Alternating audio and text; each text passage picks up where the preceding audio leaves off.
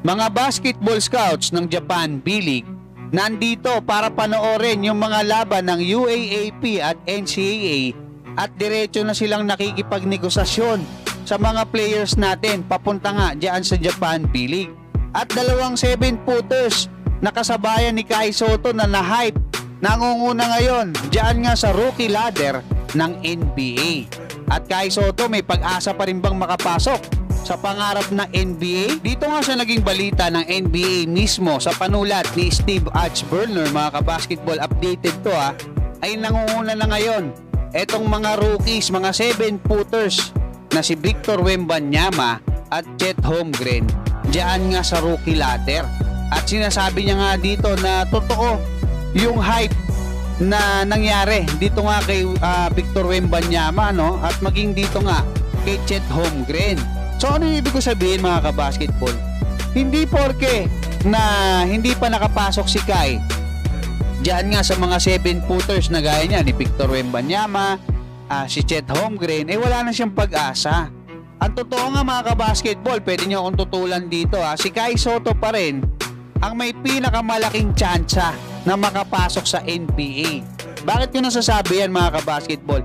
Kahit nga na-injure etong si Kai Sotto, no? Kasi si Chet na-injured din naman yan, di ba? Hindi nakapaglaro ng isang taon.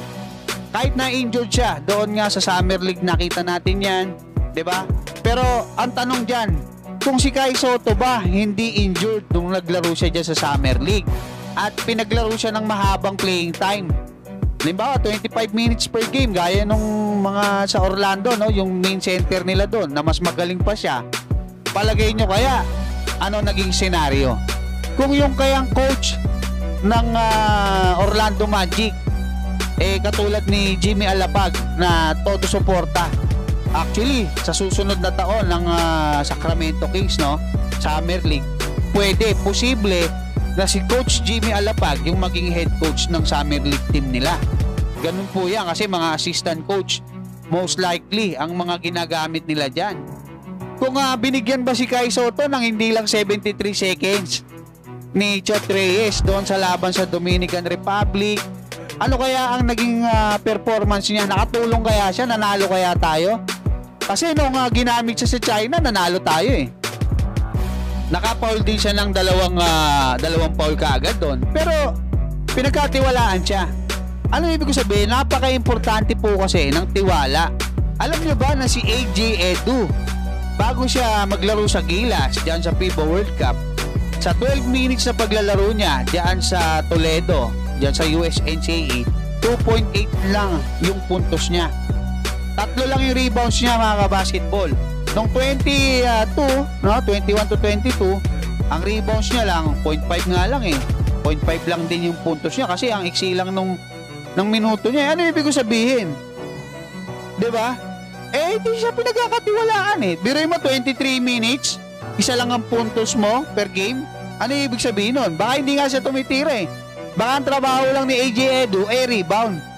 So ano ibig ko sabihin? Ngayon, pagka nagagamit si AJ Edu diyan sa Gilas, 'di ba? Siya yung binabad ni Coach Chot Reyes ginagamit siya sa Toyama. Di maganda yung naipapakita niya. Ganun lang po yun. Siyempre hindi ka 73 seconds. Ano gusto mong gawin ni Kai Sotto ron? 'Di ba? Ganun lang po yan, mga kabasketball. At nakikita natin, no? Ito yung mga latest video niya. Nagpa-practice na si Kai diyan nga sa Hiroshima Dragonflies. Si Kai Sotto po ang may pinakamalaking chance ang makapasok sa NBA sa ngayon, sa ngayon. Bakit? Kasi nakapaglaro na siya sa Summer League, kilala na siya dyan, scouted na siya, no? Injured lang siya talaga, grabe, sayang, kahit 2-way contract sana, kung maganda. Kung hindi siya injured, baka nakakuha siya At alam natin na sa susunod na Summer League, isasalang uli ng Wasserman yan kasi malaking agency yung humahawak sa kanya. Diba? Etong si AJ Edu, mga kabasketball, kailangan niya kasi na makapunta roon sa Summer League or maimbitahan. Sana itong si Jimmy Alapag kumuha ng maraming Pinoy, no? At ito naman si Carl Tamayo, kung mag-i-improve yung kanyang shooting, mas bibilis siya. 'Di ba? May pag-asa rin yan, parang sila yung sa Japan, 'di ba? Yung mga player na yun, sila Watanabe, 'di ba? Halos parang Carl Tamayo yung laruan nun Umaasa tayo, mga kabasketball, maging si Lebron Lopez gusto nga natin kung mag-i-improve yung dribbling nito, kung mag-i-improve yung shooting niya, may chance rin makapasok yun sa NBA. Pero sa ngayon, ang pinakamalapit sa NBA na especially homegrown talent natin, no? Si Kai Sotto po yan. Sa ibang balita naman mga kabasketball, nag-live kagabi etong si Snow Badwa, no, ng Spin.ph. Kaya lang, hindi na sa Spin, sa sarili niyang Facebook page. Ngayon mga kabasketball, naimbitahan niya etong si Dodo Katakutan, kasama niya rin yan sa Spin. At nabanggit niya nga doon na yung palang mga scouts ng Japan B-League nandito sa Pilipinas, pinapanood ng live yung mga UAAP, NCAA, yung mga players natin sa college at nakikipagnegosasyon na sila doon. Matindi itong Japan B-League mga kabasketball. Hindi ako nagtataka kung bakit yung Rookie of the Year ng KBL nasungkit pa rin nila.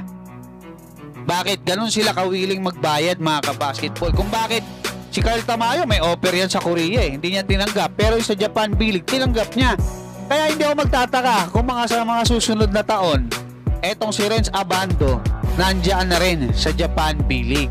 So yun yung ibig ko sabihin mga kabasketball, kasi sa 2026 nag-aagawan kasi yung mga teams dyan sa Japan B-League mga kabasketball, gusto nilang pumasok dito nga sa B-League Premier, yung magiging Division 1 nila, na ang tindi nun mga kabasketball, may capacity ng mga manonood, may capacity ng kita, 'di ba? Kailangan nandoon ka sa capacity na 'yon.